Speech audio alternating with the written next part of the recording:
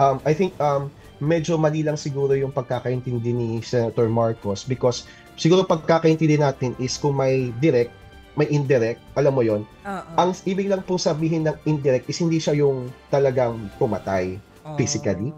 Okay. So Okay.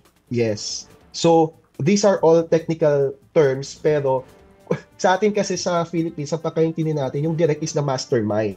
Yes. Diba? Correct. Siya ang punot Oo. dulo. Oo. Dito hindi. When we say indirect, hindi po siya yung pumutok ng baril. Ganon. Oo. So, but still, perpetrator or co-perpetrator kasi isa siya doon sa mga parang mastermind nga na tinatawag natin. Isang grupo sila ng masterminds.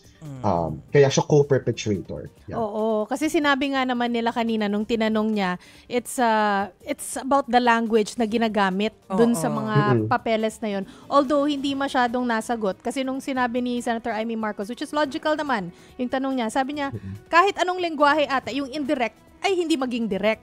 So, Yes. yan, naliwanagan ako nung sinagot niya, no, Attorney Hill.